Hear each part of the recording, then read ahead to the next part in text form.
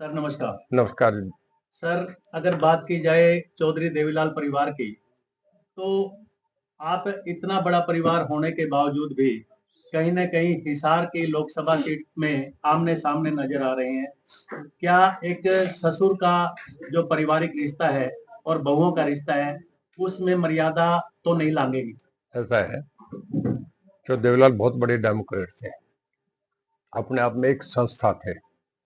और मैं ओम प्रकाश जी मेरे बड़े भाई हैं, आदरणीय, हम आमने सामने चुनाव लड़े।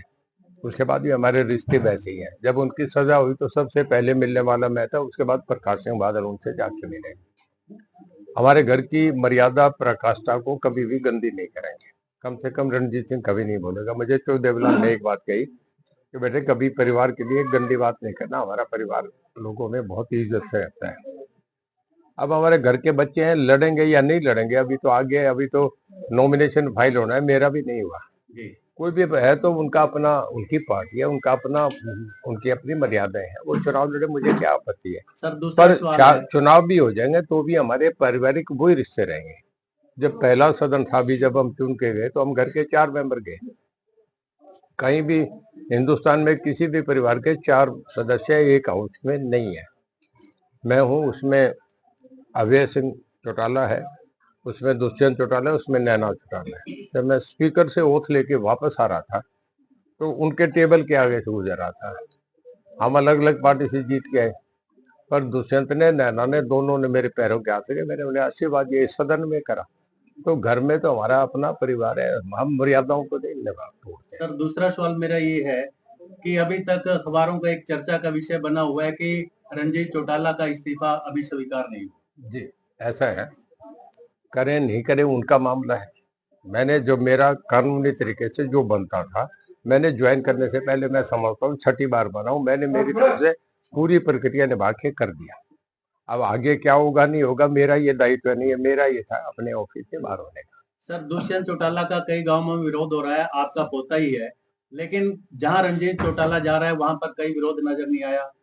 इसके बारे में आप क्या टिप्पणी करना चाहेंगे? देखिए, जनता और किसका नेता का विरोध करे नहीं करे, मैं इसमें क्यों भागीदार बनूं। मैं तो मेरा अपना विषय बताता हूँ कि भाई बढ़िया पार्टी है, कमल का फूल खिलाना है, पार्टी को वोट दो, रणजीत सिंह ठीक है, पार्टी ठीक है, साथ दो, भाई ये बात कहता हूँ। सर कुछ अखबार में 2-3 दिन से एक चर्चा और चल रही है कि कहीं ना कहीं बीजेपी कैंडिडेट बदलने पर विचार कर रही है और हिसार में भी, जिसमें एक हॉट सीट शामिल है।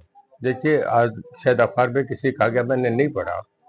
जो पार्टी के जनरल सेक्रेटरी, उन्होंने कहा कि कोई सीट नहीं बदली जा रही, और मेरा भी ये मानना है कोई सीटें नहीं बदली जा रही। जो सीटें दी गई हैं उसमें माननीय मोदी साहब के और नड्डा साहब के, उनकी क्लियरेंस से टिकटें दी गई है, मनोहर लाल जी की क्लियरेंस से दी गई है। पार्टी के टिकट कभी होते हैं तो बहुत विचार मंथन के बाद पार्टी के टिकट दिए जाते हैं। मुझे तो बुला के टिकट दिया गया है, और बाकी पार्टी का अधिकार है, कभी भी कुछ भी कर सकते हैं। पर मेरी जो सूचना है उसमें कोई ऐसा नहीं है, एक प्रचार है जो कुछ लोग फैला रहे हैं। सर खट्टर साहब के साथ आपके काफी नजदीकी रिश्ते रहे और काफी मान सम्मान आप लोगों का आपस में रहा है, तो नायब सिंह जी सैनी जो एक युवा मुख्यमंत्री बने हैं, हरियाणा के कप्तान बने हैं, तो उनके साथ अगर रिश्ते की बात की जाए, क्या कहना चाहिए? देखिए, मनोहर लाल जी की मैं बहुत इज्जत करता हूँ। मुझे जितना बढ़ाने का काम करा बीजेपी में, सबसे ज्यादा उन्होंने करा। और जब भी कभी कोई ऐसा मामला आया, जैसे सिरसा में रैली थी, तो अमित शाह जी मेरे घर आके चाय पी रहे हैं, जो बहुत रेयरली उनका होता है। जब प्रधानमंत्री जाएं राजस्थान के प्रचार में, सिरसा में लैंड करें, तो मुझे प्रोटोकॉल में वो बना के उन्हें रिसीव करने का काम दें। सबसे बड़ा मंत्रालय मुझे दें। और मुझे कहीं भी उन्होंने, मेरा नायब सिंह सैनी जी से बहुत पुराना लंबा परिचय नहीं है, और आपस में पॉलिटिकल लोग हैं, स्टेट छोटी है, सब जानते हैं। बहुत बढ़िया उनका अच्छा काम करते रहे। मनोहर लाल जी के साथ एज मिनिस्टर भी काम किया, एज मेंबर पार्लियामेंट भी उनका बढ़िया है।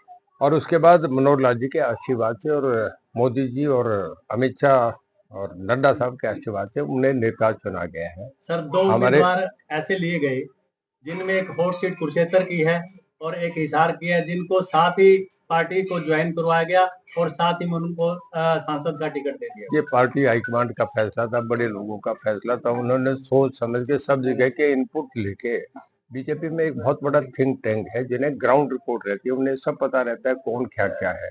ये उनके निर्णय है, हमें तो, हमारे लिए तो सौभाग्य की बात है कि इतनी बड़ी पार्टी और इतने बड़े पद पे बैठे लोगों ने हमारा चयन करा है। देश के 400 लोगों में हमें चुना गया है। ये हमारे सर लिए लास्ट सवाल है कि उचाना जब आपने नायब सिंह जी सैनी आए पहली बार और आप भी स्टेज पे थे, तो आपने कहा कि कोई आए या ना आए लेकिन उचाना मैं महीने में एक बार जरूर आऊंगा। बिल, क्या आप इस वादे पे कायम रहेंगे? बिल्कुल इस बात पे बिल्कुल रहूंगा जी। महीने में बिल्कुल जो कह दिया उस बात पे कभी हटा नहीं, पक्का होगा। हर महीने में सारे हलकों में हर महीने में एक बार जरूर पहुंचा। नौकर जबान में इनका रिप्रेजेंटेटिव रहूंगा, क्यों नहीं आऊंगा। सर बहुत बहुत बहुत धन्यवाद। धन्यवाद।